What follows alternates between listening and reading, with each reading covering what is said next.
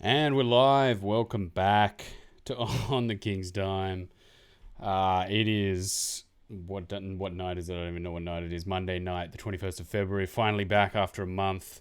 And he just had to quickly step out of the chair right as the music was about to end, so I had to just end the stream. We're back to talk what's been a pretty good month. Not the worst month for the Kings. We certainly were a bit down in the dumps. But just before my machine died, and it was a rough 2.5 weeks working without a machine. That was just brutal. But the good thing was, for some bizarre reason, I got a free repair. So I was like, sweet, just as long as nobody tells Apple, free repair, and no worries. The 2.5 weeks that I waited for a computer was worth it. We're back here live at the moment. The sound, I'm not sure how good the sound's going to be. I'm hoping it's coming through. I had to rebuild pretty much everything, trying to remember how I had it set up before. It was like 2 years of working on that, and then trying to rebuild it into somewhat of a working order as soon as we could possibly become live, because that was a great win on Sunday night, one of the nights. It was a great win against Perth. Two wins this season against Perth. That's pretty good going. So we'll talk about those. We'll talk about some other things that are happening. But as always, like and subscribe. We are back now. We're live on Facebook at the moment. I think I don't know, something's going on with the audio, but that's all right. We'll see when Andy comes back. We're live at the moment on Facebook. We'll put these up on YouTube in replay. You can watch these in replay on Facebook as well. And then if you want to listen to audio format, you can find us on Apple Podcasts, Google Podcasts, and Spotify as well, because it goes out on the Anchor platform. I finally updated the little Google Podcast little thing that's scrolling across the bottom there. That was one of the good things that came out of having to rebuild an entire system, an entire workflow of what you've been working on for the last 2.5 years. And we're also on Twitter, so make sure you check us out anywhere you can find us. You're still not back in the chair yet, so I'll plow ahead solo. It's been a long time. I think the last game that we reviewed was the Bullets in about round 8. The rounds have been a bit like, are there rounds? Sure thing. And we haven't played the Taipans yet, or the 36ers, and suddenly we're going to play the 36ers this week. So it's been a pretty just crazy all over the place season with COVID affected Sydney. We've had some state mandates for border closures and stuff like that. New Zealand's been over here for a long time. Perth's been, I think, over in the east for a long time. Maybe it's starting to wear a little bit that they're, having to play away from home for a long time, haven't been able to go back to Fortress Perth and, rack up some easy wins. The Taipans have been struggling. The Breakers have been struggling. It's been a tough tipping comp that's heating up as well. I'll throw out the ladder again tomorrow for the latest update. We'll talk about that at the end of the episode. But it's been a decent stretch, I think. I don't know if anyone's been watching those Kings, that little Kings documentary they've started doing. I only just caught a little bit of a clip of one before we went live. A lot of expletives from Coach Bud. Why did I want to call him Coach Bud? Because he's got something to do with the Bucks. Coach Buford, rather. And he was sitting there like, this hurts. It's, people think we're soft. We're giving away games at the end of the game. And we kind of were, and we were kind of talking about it. And really, this team was playing for 2.5 quarters, and then it was easy to run down, easy to overrun, really struggling at the end of the game. And I think there was a legitimate sort of hurdle to overcome there because, A, it's a new system, new group of players, trying to work out, ways to integrate Jalen Adams. I don't think his injury at the start of the season really helped kind of reintegrate him, but as you've seen, he's kind of fired up in the last week and a half, 2 weeks, little stretch, and I presume as he keeps making shots that he's only going to get better. And I think we've got a good little player in there, because if he can continue to play at the level he's been playing defensively, not fantastic, not at high class NBL level fantastic, but offensively making those shots and making those floaters, most importantly, that's, I think, one of the most important aspects. We've got someone who now, off a broken play, when it's 5 out, nothing's happening, he can kind of step in and make those floaters. He's making some pretty outrageous ones. Kind of prompts me to sort of think, while they're going down, it's great, but they're not going to go down one day, and it's going to be a bit of a struggle. Welcome back, Andy. He's back. I've just been plowing ahead, talking a little bit about where the Kings are at. Just give us a test, mic test. Test 1, test 2, test 3, test. Yeah, welcome back. Good to be back. Been a while. Been a Yeah. moment. It's a late one, trying to get through the setup issues. Hopefully out there, everyone's tuning in and listening. But yeah, I was just sort of saying we were a bit down in the dumps the last episode we did. A little bit like, man, what's going on with this team? It's a bit rough. And then I sort of saw that documentary where he was talking about, we've got to stop being soft. We know we're good. We've got to play like we're good, et cetera, et cetera. And I think we've really turned it around over the last few weeks. One thing I wanted to ask is, do you reckon this fast system has kind of prepared us to get a little bit better? So I also think it's the team that we've moved into the last 8 games with, and the fact that we're really not playing a traditional 5 at all. So it's really a small ball lineup on the floor all the time, and Cook's playing this hybrid 4-5. And the fact that most of the 5s in this league at the moment are pretty shit. Yeah. To be completely honest with you, that's really, Yannick Wetzel's kind of the best one, and he can get, Cooks can take care of him pretty easily. So we're lucky in that respect. But I think that it's kind of gone out of control bigs, right? Chi. Yeah. Who's the guy from Brisbane? There's another one from Big Lou. Lou from Brisbane. Lou. Like these out of control huge bigs are now starting to kind of come into their own. But yet again, guys like Froling are having a decent season. Guys that are 6'10", 6'11", strong dudes are playing these center power forward roles that are kind of changing the dynamic of the league a little bit. Yeah, and I think it has been, and I suppose as Sydney as well, is that we kind of live and die by the 3-point percentage. Realistically, if we're on, we're on. If we're not, I think that they've been very good at opening and creating shots, and we've seen a lot less of Sean Bruce, which has also been a really big positive. I'm not saying that to hate on him, but it is been a big. It's good. I mean, I think he's gone back into the level to play, which is slight grub, good facilitator, and instigator of annoyingness, as opposed to our primary ball handle and scoring option, which at one stage last year was kind of the only option. So getting him away from that. We're still only one injury away from that being a reality again.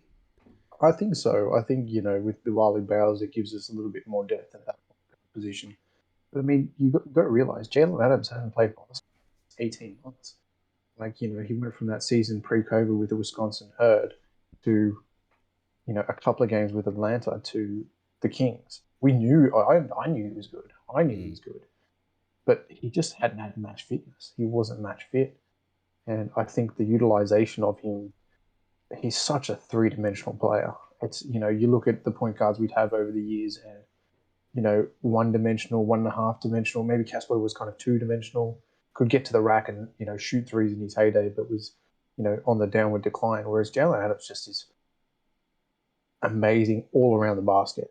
Any instances of scoring, and plays defense pretty well for a kind of 6'1" guard. So we're lucky in that respect. We're lucky in the fact that Xavier Cooks is, MVP caliber this year. We're lucky that Jarrell Martin has, everything's kind of fallen into place, which has, been really nice to see. I mean, nothing more satisfying than pissing off Perth, especially when the refs are completely on their side. Yeah. Just FYI, that's, So, I mean, we're going from a guy, there's some big highlights to talk about, some big games that we've gone through, but, we were both kind of looking at each other early in the season going, is this team? And I think this team is, gaining momentum towards, a top 2 team, and we can see it. They're going to have their off nights. Like, don't get me wrong. Everyone has their off nights. They're going to have their off nights. But I think the last 3 games, you've found their willingness to try other ways to score. It hasn't just been, let's lob up 3 balls into 3 cities. There's been other ways to score, and it's fun to watch. Good. Yeah, I think you touched on a few good points there in the fact that I was sort of saying before you came on, Adams' defense hasn't been like NBL All-Star caliber. Like, you haven't been sitting there going, wow, what a defensive powerhouse. And I think Wani's been in a little bit of that realm where you kind of go, wow, getting a bit of a plus on defense here. This is good. So that's a little bit more of a dynamic. You got Sean Bruce, who doesn't have to be that guy. Like he's a decent defender. He's a good defender. I wouldn't say he's a minus on defense, but I think Wani has been better in a sense that you can throw him at guys, and then you don't have to just throw Bruce at guys. You can kind of go, do a little bit more of the running offense and playing defense, as opposed to last year. It was like Sean Bruce, you just had to throw him at all these situations.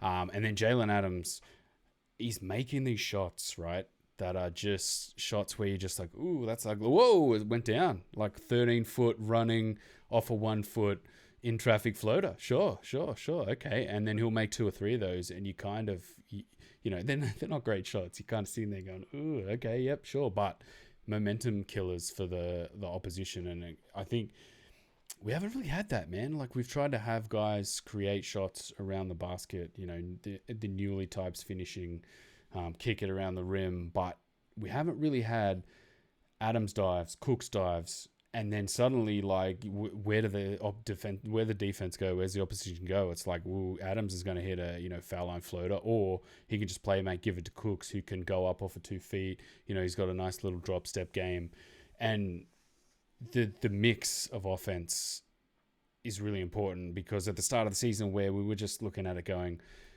it's fast, but where's it going?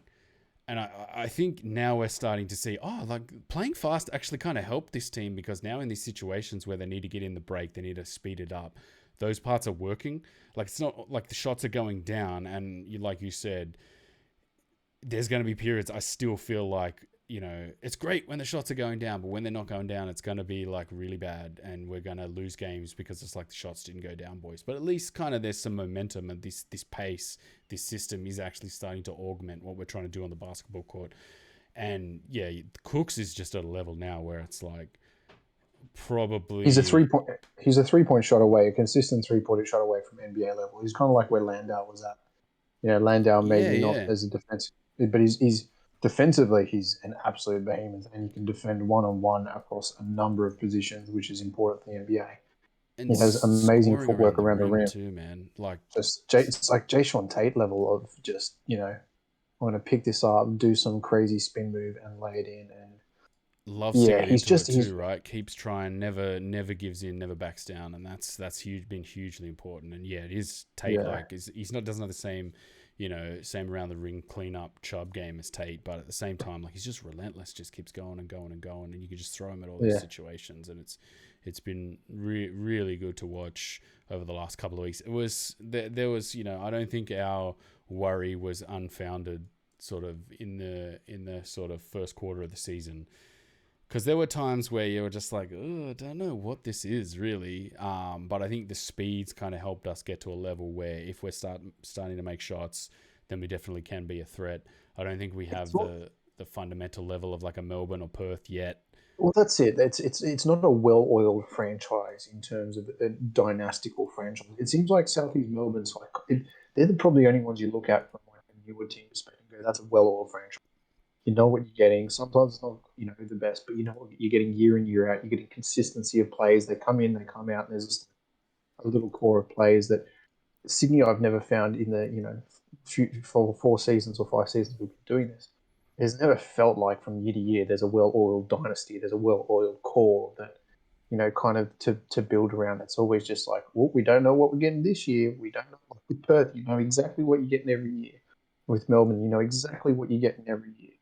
And I think with Southeast Melbourne as well, they're kind of coming with exactly what you're getting every year. But for Sydney being a top 5 team year in, year out, obviously missing the playoffs last year, but being genuinely a top 4 team, you kind of don't know what you're getting year in, year out. It's been consistently an issue, different coaching. For a powerhouse club, would you say Sydney is a powerhouse club in this league? Like, you'd think it would be a top league. And that's really where it's kind of been disappointing. But I see momentum building. But I also see some NBA doors knocking as well, or some, European basketball powerhouse doors knocking. I mean, Jalen Adams putting up consistently 30 points. Yeah, there's no reason why it's, Detroit's not knocking for their second It's point guard. coming, right? It's like, that was a great season, and Jalen Adams goes to the NBA. Cool, let's just totally rebuild this again. Nice, but that is, I guess, the risky take with the NBL. We're a top 5 league in the world. I wouldn't say, comfortably where we should be retaining. I'd say these top players. 3. Yeah, well, I'd say top 5 3. is playing it safe, but I don't think we're in a position really where these players are great and we can kind of keep them for long periods. Like we're all at the end of that season where Jay Sean Tate, we were just like, yes, please go to the NBA. Like, you are clearly good enough to play in the NBA. Whereas Jalen Adams, I don't know if I'm at that level. Like, I'm still be like, don't go. Like, just stay here for a couple of seasons, I don't know, man. Just think that Corey Joseph is Detroit's backup point guard. So yeah, we'll just let that sink in for a bit. Yeah, there's some rough players in the NBA. But I think, Adams, if he can continue at this level, it's, that duel against Cotton was just fantastic to watch. He didn't back down. He got some really good support too, which has kind of been over the last couple of seasons where there was no, like, whenever Perth came around, there was just no fight, no gumption. You would never just go, oh no, Bryce Cotton's hotting up. Or you would just go, Bryce Cotton's hotting up. Damn, like that's over, I guess. But this game, like, he just stepped up to the plate, and it was not only him but Jarrell. It was just a whole team effort, and it was phenomenal. Such a good win. That was an amazing win. That was probably the best game of basketball I've seen in the time of On the King's Dime, other than the David Ware fluky 3-point shot only thing doing. This was the most exhilarating game of basketball I've seen. That Brisbane game was... Poor old David Ware, he still gets a mention. He still gets a trot out on the King's Dime. At least he gets a mention, mate. RJ Hunter won't ever get a mention. That poor dude, man. That just rough. I feel tic-tac knees, mate. I feel sorry for him still, but it's a double-edged sword, right? Because it opens the door for another import. We'll talk about Ian Clark soon, because he'll be important as well. But also, like, Bales. Hey? I can't It's a hear. Great... Sorry, this is my thing. It is a great pickup. Yeah, it's Ian a good Clark pickup, is just man. quietly is a fantastic... And he was... Okay, let's go into it. He was absolutely blowing after, like, about 2 trips down the court. You could see he was just like, I'm trying my hardest, boys. He hit that 3, and it was like, you could feel him kind of like like, look at himself and go, the magic's there. Like, cool. And that kind of spurred him on. So, but I still look at, like, you just watched him and you could tell he was absolutely blowing, really sucking in the big ones. To get 19 minutes in his first game was massive and a huge contribution. Some just disgusting fouls where you're like, Ian, like, let's not do that. Let's just not. And then there's a little step out of bounds at the end. Was just like, Ian, come on, let's not blow this. That was a slip. I feel sorry for him because that he stepped right inside the line. His foot just went. Yeah, out of bounds. Some bad court management. Hey, look, it could be better than. It's much better than Ray Pup. Ray, Gazy, I'm out. I'm out. 7 minutes. I've got to come out. I've done 2 trips. I've had two cracks at the rim. I'm out. Can you bring me out? But it's hugely important, right? Because it kind of opens the door for Bales a little bit, and we want to see more Bawali Bales. He's had an injury issue.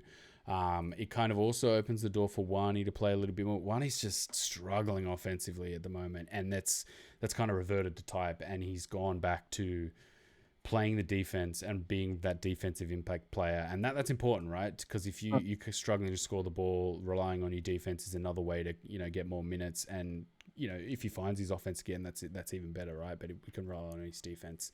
And the other thing is DJ looks like he's somewhat back. He's still a little bit stuttery, and we can kind of say, yes, all right, you're coming back from a pretty serious injury. But there's signs, man. There's signs where, next season, 3-point shooting. Yeah. Next season, creating shots in this team where we've kind of got a little bit more cohesion, a little bit more, maybe 1 or 2 more players in there where that kind of fit the structure a little bit better. I think he's going to have a breakout season next season if he can kind of keep his legs under him. And then Glover, like Jarrell Martin, sometimes with Jarrell, I'm like, man, just get down low. And then sometimes I'm like, no, come back, come up. No, just get down low. Like, you know what I mean? It's like, he's a bit passive. I would say he's a passive player. He's not really like, give me the effing ball and I'm going to take this to the rim. This season, he's really been like that stretch kind of 4 or 5 guy that's like, I'm open, I'm going to shoot, and I'm shooting at 40%, and it's down. You know what I mean? Like, he's hit some big buckets in some big games. We haven't really Huge one needed against to, like, Perth at the end too. well, in that second quarter in the Perth game, it was kind of like we really stagnated for a bit. All right, get the ball to Jarrell, and you can see what they're doing. And he still got it. Like, he still got it around the rim. He still got it, and he's in the 1-2 drop step, and his putback play is second to none. Like, he's a fantastic scoring option. And you can see it's always there. And I think I can see what Chase Buford's doing now. Give him a bit of credit there, is that when the offense is stagnated, it's just like, give it to Jarrell, because he's that guy. And it gets the offense going again. Then it gets breakdowns, it gets double teams, and it gets guys open, like Adams, like DJ, like Glover, and then the offense starts flowing again. So I can see what he does.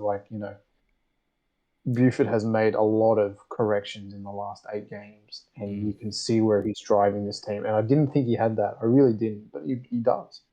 Yeah, he's done. He's so done well, right? And the thing about Jarrell is, you watch him play, and you just go, right, all right. You just put him at the block, get him a feed, and then let him go to work. And then you go, this team's trying to play 5 out and really fast. So how do you do that, right?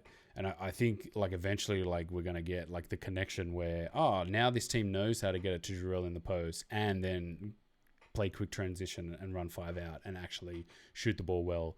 And then Jalen Adams is going to dive and get floaters, and then he's going to dump it off to Cooks, and Cooks is going to get, handoffs around the rim and score the ball around the rim as well. And I think you're right, man. It's building. I think it's building to something, hopefully by the end of this season. I don't know. I think we might have just kind of left it a little bit late to see some real like a payoff this season. I think we're going to see the same kind of growth and the serious growth, but maybe not quite a payoff. But if it pays off, that's great, fantastic. Well, we're knocking on doors. We're beating the right teams. It's not always great, sometimes close, but we're getting the wins. And if we continue to get the wins, we're going to get up there with Melbourne and Perth. We've beaten Perth twice now.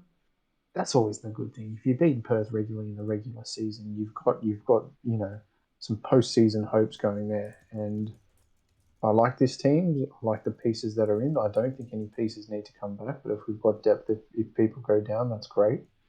We've just got to keep getting through games. How many games in the regular season this year? 36? Who knows, man? It can't be 36 because what are we currently sitting at? Hold on, I'm just getting the fixtures. 16 games played. The computer's a mess here at the moment. Hold on. Ladder. We played 16. That is the most. Does it feel like we've played the most? It kind of does, I guess. We haven't played the types or the 36s yet. I'd like to see a run of just 4 games against the types where we just go 4-0 and just absolutely wipe the floor with them. That'd be hugely important right now. 9-7. But then to look up, Melbourne played 15 and they're 11-4, and then Southeast Melbourne are 9-5. Like, it's kind of that third, fourth, second, third, fourth, fifth, sixth spot is just filled with 500-ish teams. It's a bit of a logjam. At the end of the day, right, really the only legitimate teams that you're looking at are Perth, United, and maybe the Hawks, us, and the Phoenix are all kind of knocking at the door. But really, I don't see the Jack Jumpers doing that much, or the 36ers. And then the Bullets are struggling. The Breakers and the Taipans are pretty much, there's no hope for them. But yeah, I don't know how many games we're playing this season. It's just been a total mess. The fixture list, like, we haven't even played the Hawks or the Types. You think at minimum of 27 games, right? Each team 3 times. That's the kind of... True. Yeah, so minimum of... When does the season usually finish? Well, it usually it usually starts in September. We started in December? Yeah. So this thing's going to run till June. By the time you have for sure, finals and things like this, thing's going to run till June.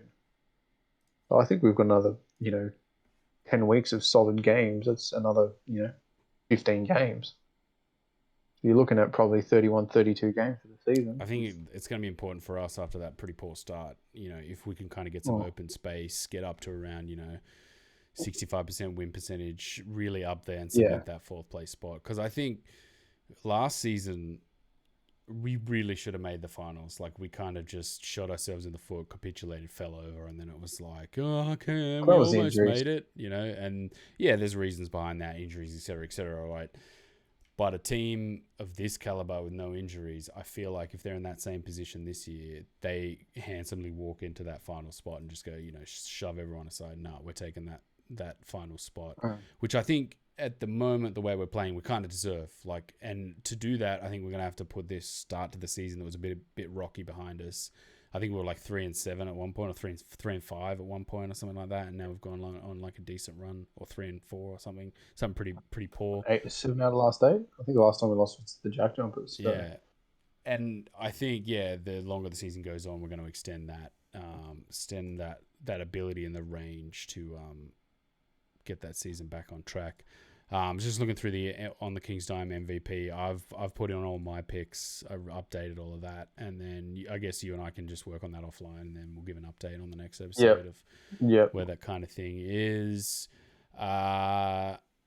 Do we have any more? What about? I wanted to talk about that Perth game, the original the first Perth game where Matt Hodgson just chugged a dude in the face twice, and we're all just goal like, one game. But the Kings ran in. Everyone was like, okay, the Kings defended their guy. Okay, do you want to give some bans to Cooks and stuff like that? I couldn't believe that this dude like chugs a dude in the face twice, and you know security isn't running in and ushering this guy off the court. Like, get in the back room ASAP.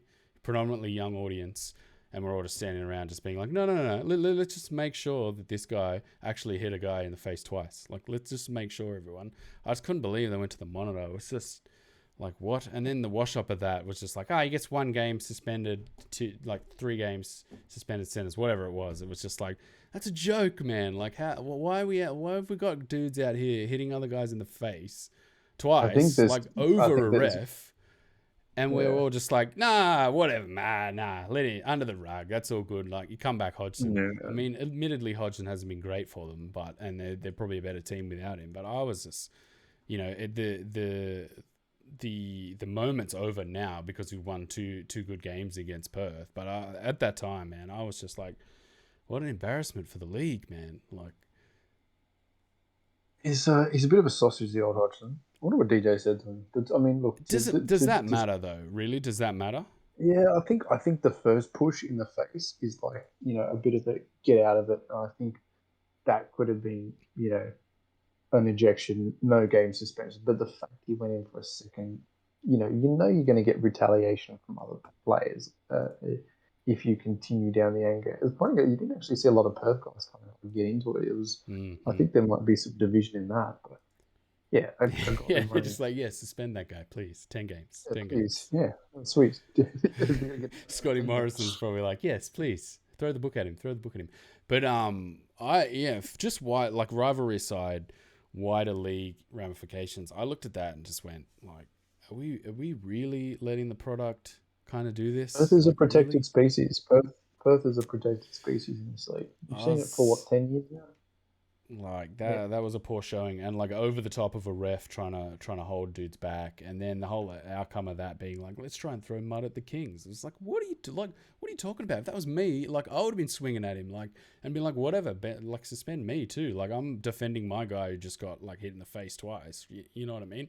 Like, there's no reason why you have to be sort of making that about, oh well, you know, the Kings retaliated. It's just like, what are you on about? But yeah, I thought we didn't get a chance to kind of react to that live. I'd like to go back and really, really explore that, because the other part, like you said, to me, I'm like, does it matter what DJ said? I don't care what he said. Like, does it matter what Materazzi said to Zidane when he headbutted him? No, he got a red card and, you know, cost France the World Cup final. Like, the actions speak louder than the words that are happening on the court, and I think to see a guy strike a dude in the face twice in front of, like, you know, let's admit it, we've got a predominantly young audience watching this league. I thought that was just very, very poor, and the whole reaction to it was very poor. It's not a great look. Let's be real. It's not a great look. You know, I think going back to the second one was probably the straw that broke the camel's back in the sense that, it's really not a good look. Once is a silly brain explosion, twice is aggression, and that's where it kind of went into it, I think. But he's just an epic sausage, though. Yeah, An it's a bit of epic a sausage. sausage. There was a lot of like, oh no, that's very unlike Hodgson. And I'm like, I've seen a few incidents Yeah, over the last few yeah, years where he's been a bit of a sausage like this. You know what I mean? But yeah, no, that's all right. That's enough time we need to spend. It was a shame in the moment because there was some good rage bait. I bloody think. computer, Ben. Bloody computer. Yeah, well, that's life. Free repair, can't complain. I explain that. Hopefully, Apple don't come after me. Let's look at tipping for the next couple of round. No, just the next round. It should be. And yeah, the tipping comp's heating up. There's a lot happening. I was sending out Excel pictures of Excel for a while there. That was fun. But yeah, the art's The back. best Everything's back. What? the best one was when you got me to do the tipping, and I went, what is Yeah, going on? you just What went, am I looking at? nah, I can't. I don't know what you're doing here. Like, what is going on? I was like, all right, I'll get in there. I'll fix it. Don't worry. Like, I had to like What? set up my What's old what? PC that I built What? in like 2000 when I was like 16 years old, and like set that up. That was hilarious. But That was very funny. also just the messy rounds, man. That really, it's not Yeah, necessarily like our fault or like the tipping comp in general's fault. Like the messiness of the rounds. There was a couple of like 2-game rounds in there where like this is the part of this season where you're kind of looking at it just going, anything could happen, like anything. yeah, yeah, yeah. It really could, and it's one of the reasons why it was hard to do kind of fantasy, because you really just don't get a lot of Oh consistency. yeah, You know, shivers. Yeah, I should actually load up the fantasy. Completely forgot about that. For once, like I had a legitimate reason to forget about fantasy and not watch it, not do it anymore. yeah, All right, it's let's get into these round 13. The Taipans starting at home to the Bullets. yeah. Taipans. I'm gonna go the types. The Types finally are going to win a game. The Taipans win a game. I went for the Taipans finally winning a game against Adelaide, and they played well in that first 15 minutes. I was like, okay, fair enough. And then I turned it back on, and they were down 7. I was like, you kidding me, are you, Type? Like, you got to be kidding me, Taipans, killing me. Hawks They, at home, yeah. they haven't got the best depth in the squad, but I mean that's just small market. Yeah, Hawks at home to 36ers. Hawks. Yeah, I went Hawks as well. I went Bullets too, by the way, for against the Taipans. Bullets at home to Jack Jumpers. The Jack Jumpers. just ruining people's lives at the moment. Coming in and winning these games where you're just like, you guys, what? You've been playing terrible, and you come in and just chalk out this win. You got to be kidding me. Yeah, I went Jack Jumpers as well. Phoenix at home to Perth. Tough one, man. I'm gonna go I'm on this wave of the Phoenix. Like, I think I'm a bit early, but I'm on this wave of like, I think the Phoenix are just about to start putting a run together and being legit. Yeah. I don't know, man. But it's Perth. I don't know. You probably don't back Perth to lose 2 in a row. But yeah, I'm going with Phoenix anyway. 36ers are playing the Taipan. No, 36ers are playing the Kings. Sorry. We're not Kings. the Taipans. Kings. Yeah. I also went Kings. Taipans at home to United. United. They absolutely demolished the Breakers that game. They were just that was a ridiculous game. They just demolished them. Jack Jumpers at home to Perth. That's where Perth come back for me. Yep. And then finishing the round, Breakers at home to the Hawks, but that Breakers game's probably in Australia, so it's not necessarily at home. Yeah, I will go Hawks. My State Bank Arena. Where is that? Is that in New Zealand? That's in Melbourne. No, it's Melbourne. It is. You're right. You going Hawks? Yeah, I'm gonna go Hawks. I am also gonna go Hawks. Which leads me to my notes page. We've talked pretty much everything that I had here on my notes page, and I think it's good to be back, man. And it's cresting at a nice time. I think it was a little bit. It was getting a bit like I don't know about this team, Been a and bit now it's like down in the dumps. we're back. We're back. Cool. I like that. So yeah, I'm looking forward. We'll keep tweaking the setup. I don't know how. I don't think the audio is going to sound that great because it's mainly running through one program. I'll get in. I'll make sure I do a complete fix and complete rework of this. We'll see if we can get you a better camera. Show off those curly locks. Prince Curly locks. And as always, you can like and subscribe. We're live on Facebook right now. You can watch these back on YouTube. Oh no, the thumbnail's gone. I have to redo the thumbnail. Yeah, watch us back on YouTube. You can rewatch these on Facebook. We're live. The audio, you can re-listen to us on Apple Podcasts, Google Podcasts, Spotify. And yeah, shout us out anywhere you can. Give us a share, like, a review, helps get us out there. We're going to be back now every week. I kind of want to try and do a bit more content, but every time I say that, it's like, no, you're just not going to do that. Something goes wrong. So, but still, I want to try and get out there and do a little bit more content. So, you know, keep your eyes peeled for me saying that and then nothing happening. So, and as always, we will see you guys next time. Keeps on.